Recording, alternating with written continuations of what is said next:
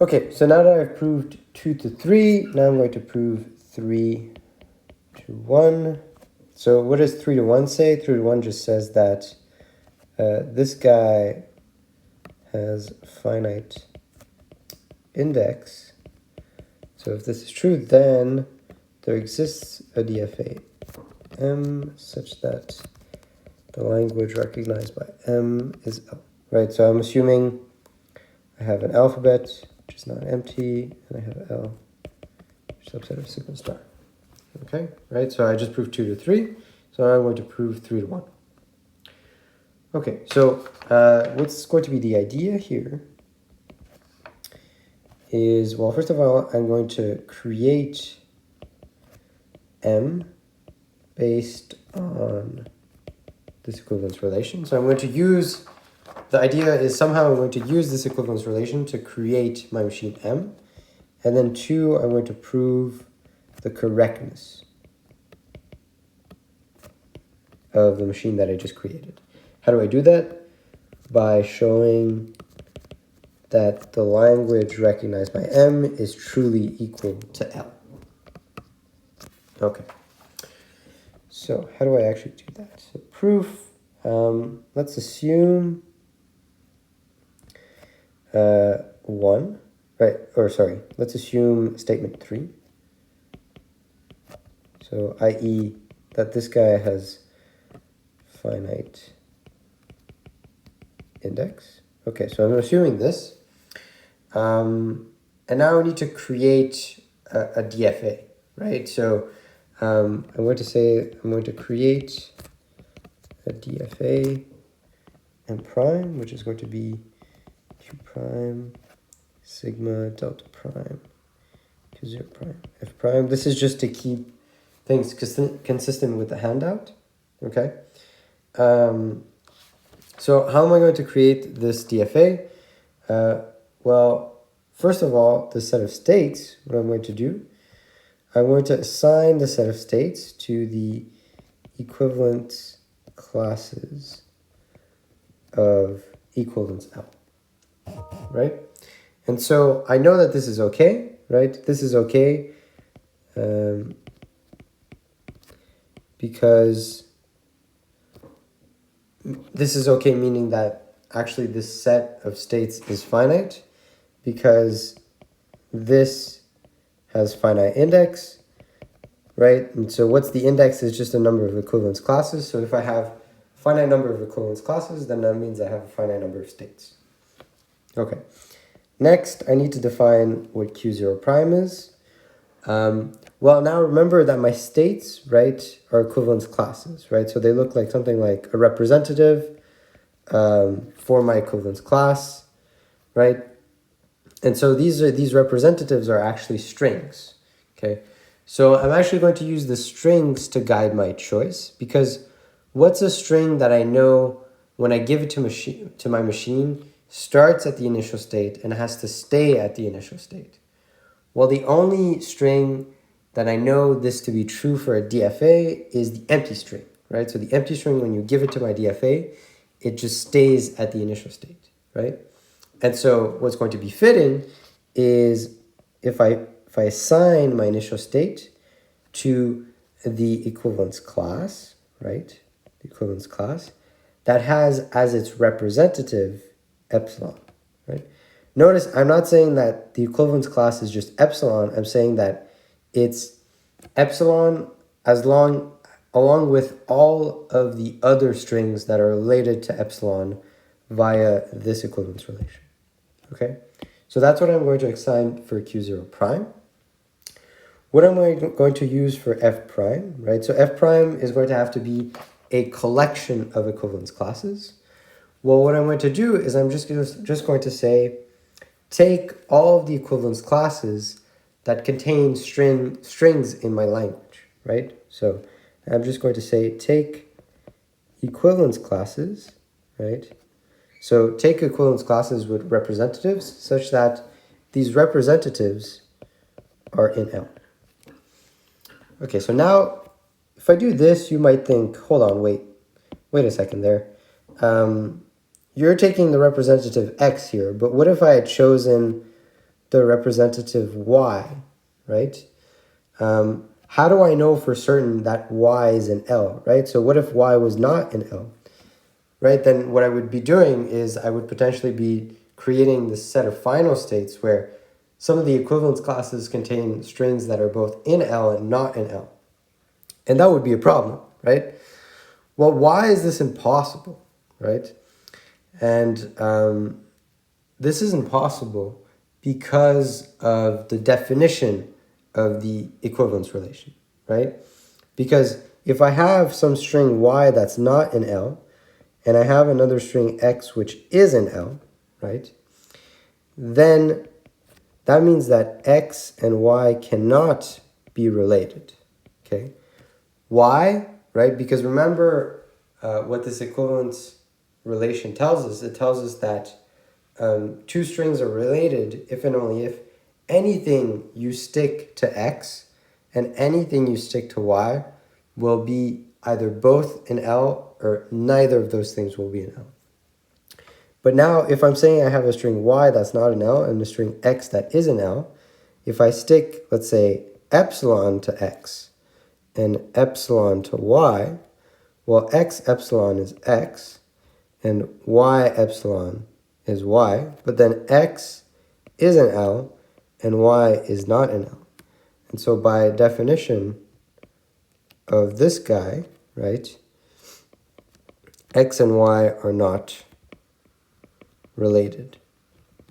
So I'm just showing you this to really convince you that the set of final states, which is just all of the equivalence classes that have as representatives strings x that are in L, all of these representatives will always be in L, right?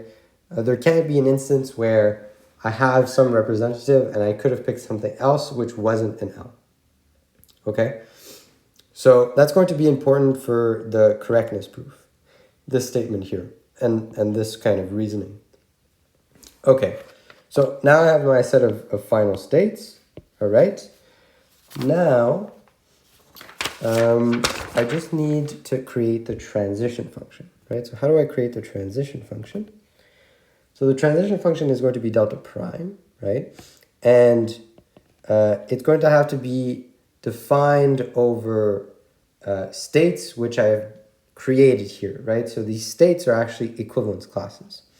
And so what happens if I have a state, right, which is just an equivalence class represented by some string x, and I give it some letter a in sigma, right? So where am I going to go? Well, the intuitive place that I should be going, right, is just I take x and then I append to x the letter a, right? So the state that I should go to should be the state that has as representative the string xa. And notice it could be that xa and x are actually related. And so it's possible that this equivalence class is the same as this equivalence class. Or it could be that this is the representative of a different equivalence class, and so these two guys are actually not the same, right? They're not the same state. And so this is how I'm defining delta prime. Now, is this well defined, right? So this is also what's asked in the handout is, I have this transition, is it well defined? Meaning, right now I have this state, right? And I'm saying it has representative x, and if I have a, then I just go to xa. But again, from kind of like the same argument as above, what if instead of x, I had used the representative y, okay? Then I might have gone to a different state, no? Like if I had used y, these two states are the same, right? These two states are clearly the same because it doesn't matter which representative I use. But then if I read an a, then I would have gone to ya, right? So isn't that a problem, right? Because then these two states might be different, right? Well, actually, no, this isn't a problem because of the very important property of equivalence L, and that important property is right invariance, right? And so these two states will be the same because this guy is right invariant. And so what does right invariant mean? It means that I know that this is true, right? Because I'm just picking different representative in the same equivalence class. So these representatives are related to each other with this equivalence relation. But then because this relation is right invariant, then anything I stick it, namely the letter A, so if I stick A to X and A to Y, then these guys will also be related, and so they'll be part of the same equivalence class. So yes, this is well defined, okay? And so I've created the transition function, the set of final states, and the initial state, and the set of just like states in general. So that finishes the construction of the machine. Now what I need to do is I need to prove the correctness of M prime. So how do I do this, right? Well, I need to do this by showing that the language recognized by M prime is exactly the same as the language L, right? Well, how do I do this, right? So it's kind of like a double inclusion argument. I can just say that this is true if and only if, right? Or this is equivalent to saying that for every x in the language recognized by M prime, this is true if and only if. Oh, sorry. I should have started with this is true if for every x in sigma star, x is an L of M prime, if and only if x is an L, right? So if I can show this, then that'll mean that my my DFA accepts all the strings in L and only all the strings in L, right? Okay, so how do I do this? Well, this is an if and only if, right? So I'll just show both directions. And actually, I'll just show the forward one because both ways are very similar. So let's suppose that x is a string that's accepted by M prime, right? So remember, what does this actually mean? What does x in L of M prime mean? It means that x is accepted by M prime. But what does this mean? This means that if you start at Q0 and you read an x, then you end up in a final state, right? So that means that if you start at Q0 prime, right, which is just the initial state of M prime, and you read an x, right? So that's why I'm using delta prime star now. Then I end up in a final state, right? And so this is the initial state of my machine. This is the transition function of my machine. And this is the final states, the set of final states of my machine M prime that I created. Okay, so this is by definition. All right, and so what does this mean, right? Well, let's just replace Q0 prime with its actual definition. So let's use equivalence class epsilon. Okay, well, now this is interesting. Here, what we're actually going to have to do is use the recursive definition of the transition function, or of the extended transition function, so the one with a star, right? Because what this guy says, right, so it says that if you're at a state Q and you have a string, let's say x, or let's say you have a string ax, this is the same as the transition delta star, delta QA, and then x, right? So you just transition one letter and then you transition the rest, okay? So then I just have to apply this recursively. So let's say x, right, so this x now is a sequence of symbols, x1, x2 to xn, okay? And now I have delta, let's say prime star, the initial state. And then I have x1, x2, and so on, right? So each of these guys are letters, right? So they're members of the alphabet, okay? Well, then I can just use the recursive definition, right? So I do this, and then I just use delta prime, right? I don't use delta prime star. So I have this guy, and I have x1, and then I have x2. I have the rest of the string, right? xn, okay? And then here, all I need to do is I just need to use my actual definition of the transition function, right? And my definition just says,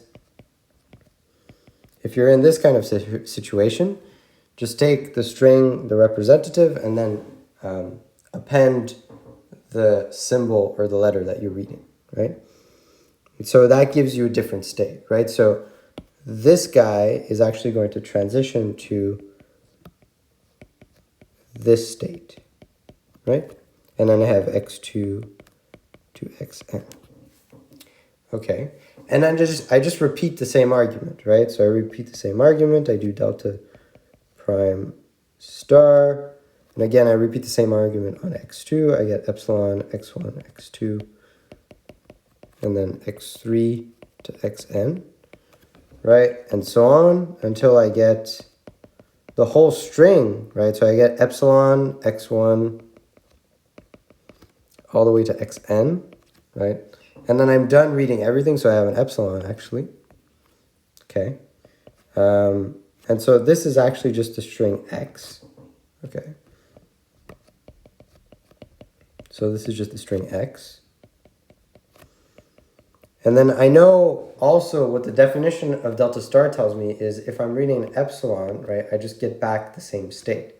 So I get this state, right? That's why I have a recursive definition. This is the base case of the recursive definition. And it tells me that at this point, I can just get this guy, right?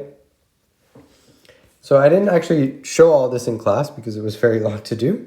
But that's why from this line here, I can actually jump to this line. Okay, so it might not seem as trivial as I made it look. Okay, and then finally, I'm going to use the reasoning that I kind of used here, right?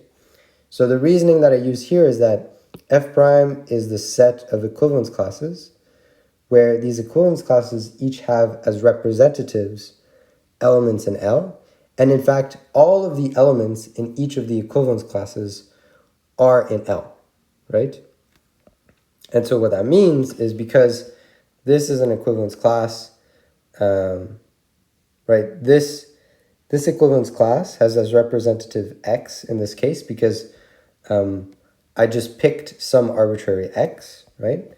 But because this equivalence class is in the set of final states, which is just a set of equivalence classes having as representatives strings in L, then this must mean, right, that